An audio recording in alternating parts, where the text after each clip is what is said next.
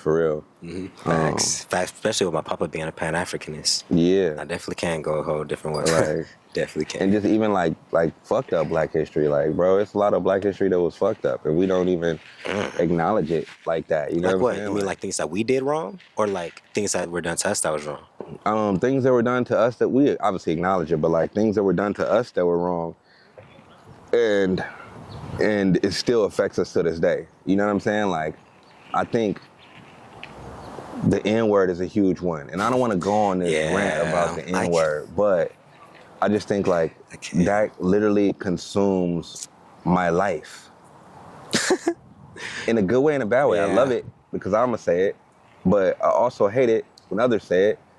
Also hate like people be walking down the street like not even Black at all, and be like, "Sometime nigga," and I be like, and they're comfortable too. They're comfortable saying it for some odd reason. Well, no, that's the thing. They're not comfortable saying it.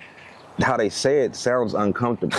If you said it comfortable, I wouldn't look twice, actually. If a nigga was like, man, what's up, man? You see how I just said it right now? Like, you'd be like, oh, this nigga must have grew up where we grew up. Facts. You know what I mean? You had that feeling. When it sounds like they just pulled it from our culture, it sounds different. So, I don't know. It's odd to me. I want to get out of that. I think that's one of the biggest ones for me. I want to get out of the feeling of like, man, why does that word bother me so much? It's haunting me in a good way and a bad way. That's actually so interesting because I know that the word is rooted into like trauma and, you know, our terrible past. Same thing with the word bitch, right? The B word.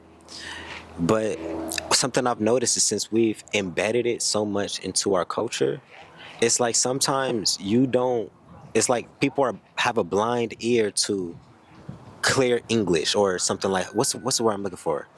Ebonics. We started talking in Ebonics. Yes. And we started becoming very native to the ear when it comes to Ebonics. So we say the things like what you said. If you say the N-word the right way, I know where you come from. I know what you've been around. It's like an underlying code that we use. Because you can say the word, but depending on how you say it, if you start slurring that R or something like that too hard, or it's your cadence. Even your A be like, nigga, My point. Yeah, what's going on? My point. My point. So it's so interesting because like what you said, it's quote unquote disrespectful to the culture, but since we've embraced it as culture, it's kind of became endearing. Yeah, that's so weird.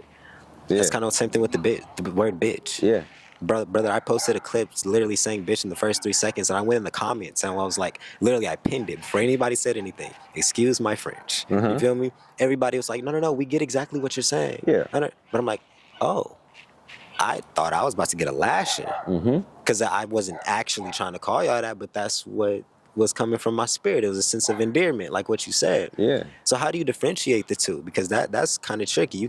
Somebody commented on my thing, stop calling us niggas, stop calling men niggas, that's degrading. I'm like, yeah, valid, but I'm talking to niggas. So, or like, I mean, like little shit.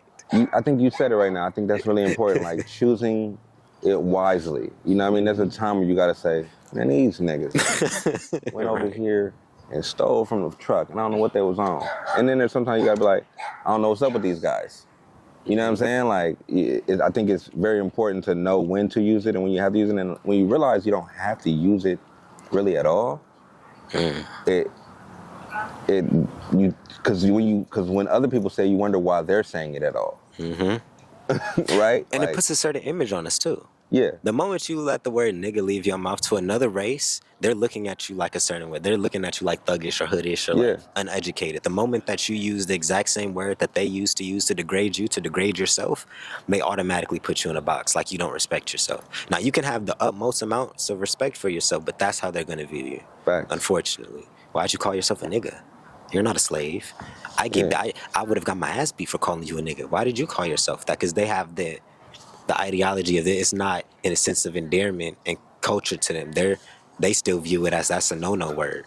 Yeah. We were all in the same history class together. Facts. Like, so, you know what I mean? I can't be pissed off as to how they received the message and how I received the message. We both received the same message. Slaves were being called niggas. And then they look at you and be like, dang, he's black. Oh my God. Like, oh yeah, he's black, so yeah. How do you react to white people calling you nigga? Or anybody who's not a nigga or a black person calling you nigga? They haven't. I haven't been called a nigga in a long time. One time a Hispanic person called me black. He said, "Why you gotta act so black?"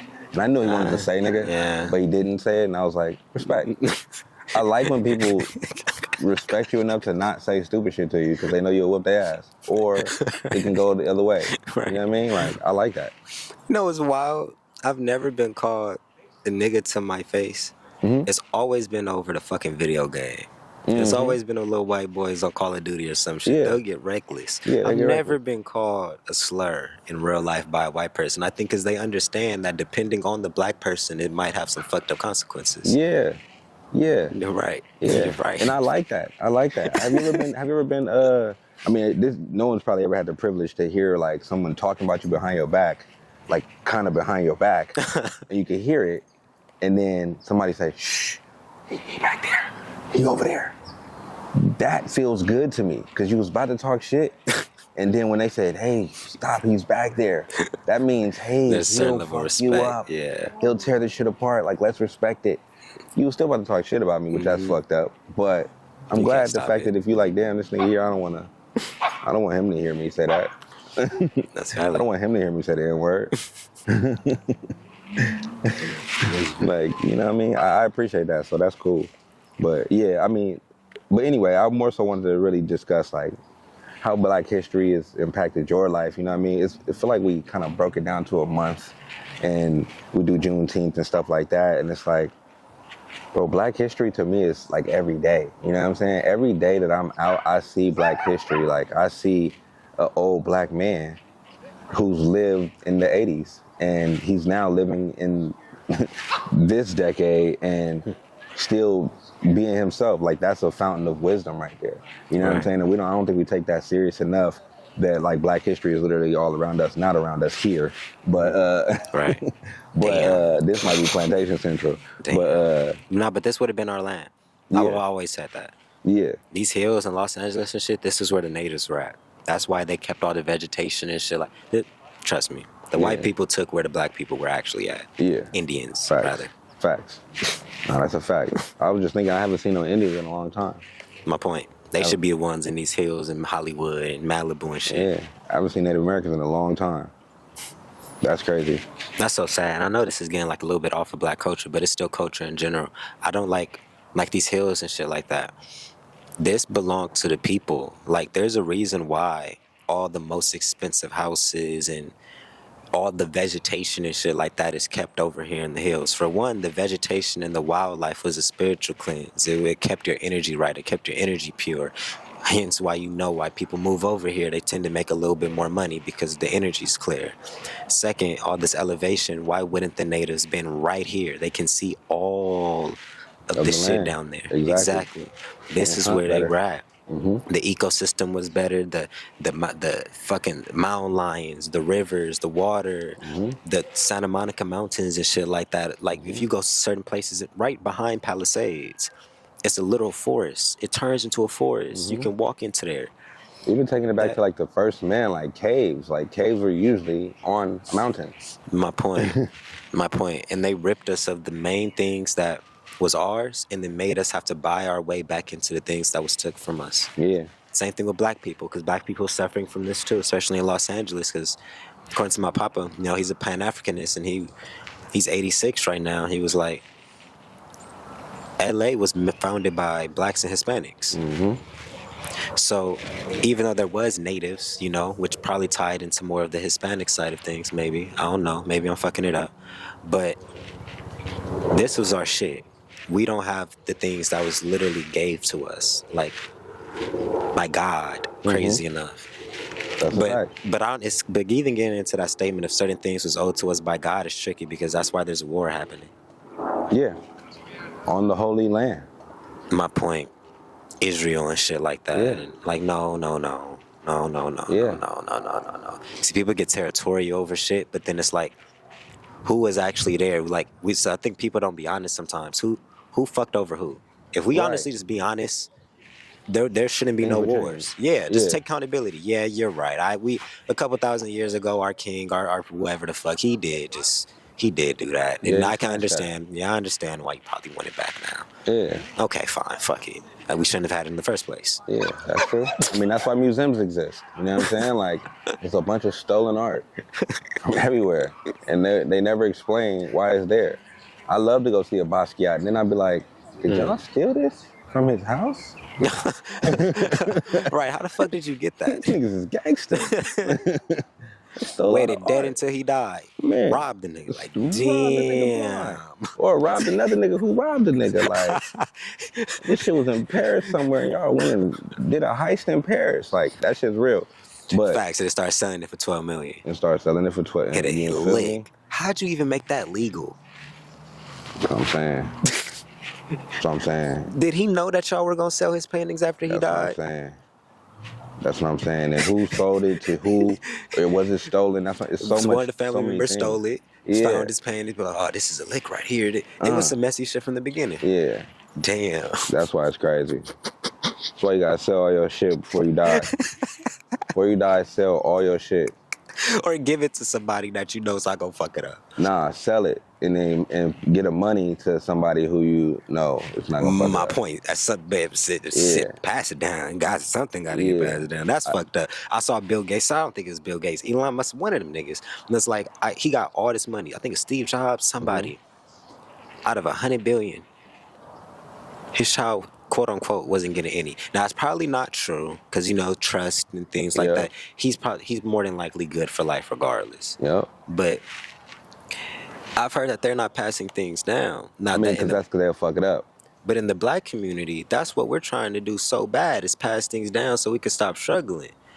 You see, I think we get it confused. Those billionaires and millionaires, they didn't pass down millions of dollars and shit like that to their kid, but they got a house they can go to. That child's never going to go homeless. That's a fact. Never. Whether you That's a want to, like it's certain shit that they had in place, but I feel like in the black community, we had it, but now we don't take pride in doing things that we know is going to set up the future generations. We Right. sign ourselves up to jobs, Yep. dead-end jobs. Yep. We don't care about our health. Yep. We don't invest into no type of legacies, like anything like that. Yep. And then we wonder why we're stuck in certain situations or certain cycles. But when you look back to other like races and things like that, the reason why they haven't failed at certain cycles is because they have cushions, and that cushion gets deeper. Every generation, that cushion gets even deeper. It's going to be very hard for some of their great-great-grandchildren to fall off because of the foundation that's set. And I think it started off when they just took the black man out of the home. Because that's what really, bingo. did it. You know what I mean? When they snatched the black man out of the home, it stopped allowing the man to be there to make the decisions and build the foundations that needed to be built. So there's a lot of foundations left unbuilt or half built. Now imagine how sticky, not even imagine because we're dealing with it. You take the man out of the house, so now the man is sitting there lonely as fuck thinking that all women ain't shit and he's by himself, and then you give the woman the responsibility to be the head of a household. Mm-hmm. That's fucking up both sides of the equation. The man thinks that there's no good women and he's by himself. Nobody loves him unless he's providing. And now the woman has so much trauma because she doesn't have to provide for her fucking self. Now she's tired of niggas at this point. It's like, y'all didn't do the bare necessities of what I needed. Me, a man. But then the man's like, it wasn't my fault. That's such a fucked up situation to be in, but that's where we're at. That's what I mean by like just the cycles of black things that have happened and trauma that's like still affecting us to this day. You know what I'm saying? Like the N-word and then that one. That was a huge one. Like is black fathers being snatched out of the home. We don't got no mentors. We don't got no leaders. We don't got no like crews no more. Like it's crews, obviously gangs and shit like Yeah. that. But we don't got crews like the Black Panthers, like that Which are that's where leaders. they started, but they got distracted. They got distracted. But you know what I'm saying? It should still be a strong group like that. It should be activists that are well known. We don't have many there. We have some that are like not known as much, right? Like they like kind of fight on the back end, like underground. Not underground, but like obviously in the scene, like the political scene. But Martin Luther King was an icon. You know what I'm saying? Malcolm X is an icon. We don't have those people. Our people who are like that are celebrities, and they choose and switch up when they want to switch up. You know what I mean? LeBron, he get on there. Oh yeah. Now this is tricky because I don't think I can necessarily say that because I've been around the Pan-Africans my whole life, and he is somewhat of in that level of stature, Right. Because of what he did. But you want to know the crazy part? He feels like nobody wants to listen to him. He feels like it's going in one ear and out the other, and people don't like what he has to say because everybody, black people, we're focused on the wrong things. Right. We'll have the actual activists, we'll have the leaders dead in our face, and we won't listen to them. Right. That's the It's just problem. how they're saying it. Nah, And no, it's not. It's no offense. I agree with you because I listen, but it's because of how we're delivering the message. I want the message delivered from LeBron. I want the message delivered from Right. Kanye West. I want the message delivered, and not saying literally those people, but from a figure like them. You know what I'm saying? And when you think back in history, Malcolm X is a figure like Denzel Washington or Will Smith should be. You know, there's people who are like that. So what I'm actually hearing from this, because I think that there's a lot more. There's a lot of king archetypes out here. Yep. There's not a lot of Malcolms. That's a fact. And I think that's probably the problem because I see a lot more of the black community has embedded the culture and the perspectives of Malcolm versus King. Now, there is a good amount, but the ones who think like King probably didn't grow up in the urban side of towns that they were, you know. And when you got that, From when you better got that things. Malcolm energy, you getting snuffed out. That's the fucked up part about it. So a lot of Exactly. people don't go to be My on the point. mainstream. That's what I was trying to say. And my papa went that Malcolm route. Exactly. And which is why it's like I feel like nobody wants to listen because he got blackballed from the industry. Right. Literally the same rappers that like some of the icon stars who look at him and be like, we want to help, but we can't. Because they done heard the higher ups, the industry. Yeah. They can't make certain moves. They'll blackball the actual activists because they want black people focused on the bullshit. And the actual stars, they know it. And that's why they be telling some stars, don't keep saying Jesus. Don't keep saying God in your song right here. Take that out. Say more.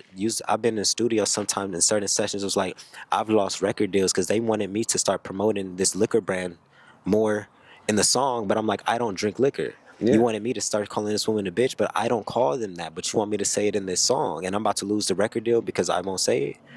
So That's the problem. It's not that we don't have it.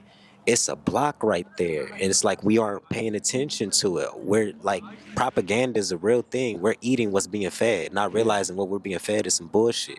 absolutely. We need to close our mouths and look for the food coming out the ground. That's true. I mean, that's a possibility, and I think the other possibility is also the message deliverers switch it how they delivering it, and it's putting the medicine in the food. And when you do that, you become you make exactly what it is. And you got to get like-minded people.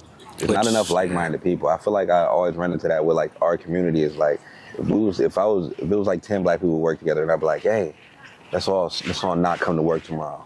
It's gonna be at least 2 niggas like, hell nah. Gotta take care of my kids. Nigga, I'm not, and they're not seeing the big picture. Like we can create a union right now. We can unionize and make more money right now. If we leave, they'll realize how much they need us, and they're not gonna penalize none of us. Maybe it might be one sacrificial lamb, but you know what I'm saying. But for the most part, they're not gonna penalize all of us. You know what I mean? They're gonna adhere to what we're looking for. So I just think that I don't know. It's tough, but I think as black people, we just also need to, like you said, follow the right leaders, but some of the leaders need to be more relatable. Trust me, no, you're hitting. No, I completely agree, and what he's saying is actually true. Because my content, the only reason I have a whole million fucking profile views in the last 30 days is because I started using the word nigga, motherfucker, and bitch. The last 3 years I wasn't using it. My content was dead. The moment I started cursing, that was the only switch. I started cursing. Yeah, That was it. And then all of a sudden, it's relatable. like, wow, It's relatable. I want to hear that. wow, Yeah. wow. If it's not relatable, it's a show. Right, I had to put the medicine in the food. Like what you Exactly. said. Put the medicine in the food every time. That's how I live, bro. Sound egotistical, but know that you're not. Yeah. That's so crazy that we've got into that. That last topic that we're doing, I was doing that to sound egotistical, but I'm on your side. Like, but that's just real life. You know what I'm saying? Like, but yeah. That's valid. But other than that, man, how has Black History impacted your life though? Like you said, I got a ladybug on me. Oh, that's fine. good luck.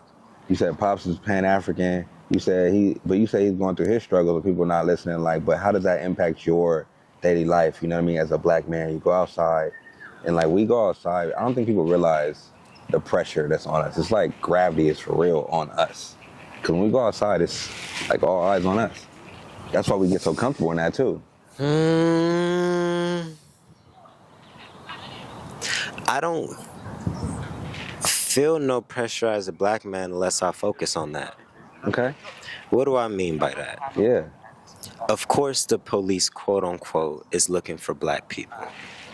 But during my day, I'm not even focused on the energy because I'm not in the headspace of I'm doing anything wrong to where if that type of encounter did happen, it would get to that train of thought. And I'm knowing the type of way that cops act. Even my mom told me, my stepdad was a cop, just roll down all your windows. All 4 of them, put your hands on right there on the thing, put your license right there on the center thing. You can make it very simple. Like, we don't got to overcomplicate things. Or like, oh, we're struck with poverty and like low income and stuff like that. At every given moment, I look outside, like what you said, and I can also see a black person who's not dealing with that. So I try to focus my energy on getting out the mud rather than just sitting in the mud, because the mud is there.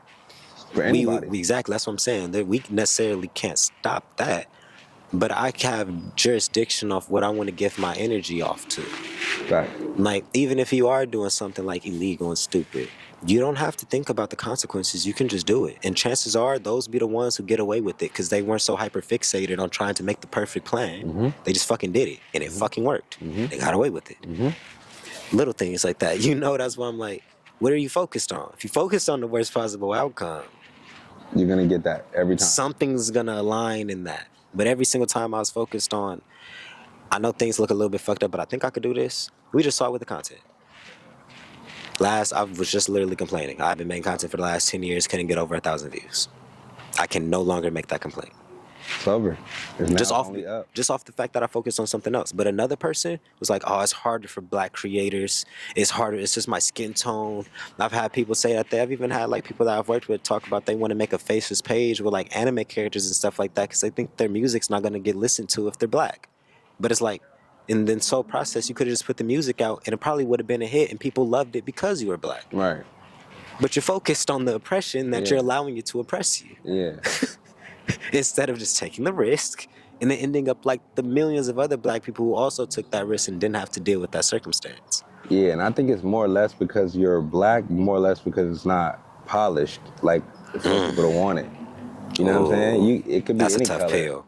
That's a tough pill. It could be any color. That's a As long tough as it's pill. polished, people are gonna want it. Right. You know what I'm saying? Like it doesn't matter. Right, People that's like shiny facts, though. things.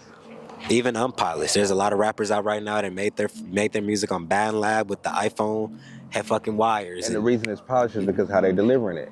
They make you're not even thinking that they recorded this in the bathroom. Facts. You're like, damn, You this just is- sitting there dancing. You just this getting there is- getting loose. Yeah, this beat is crazy. Like, bro, this is a beat that they made on GarageBand with the iPhone. Right. But it sounds fire to you because they created that moment for you, created that energy for you. They polished it. You know what I'm saying? It's unpolished but polished. We don't take enough risks. Yeah. That's the basics of it. Yeah. We don't bet on ourselves enough. Yeah. We allow the oppression to be our reality. Yeah. And we don't be like, nah, fuck that.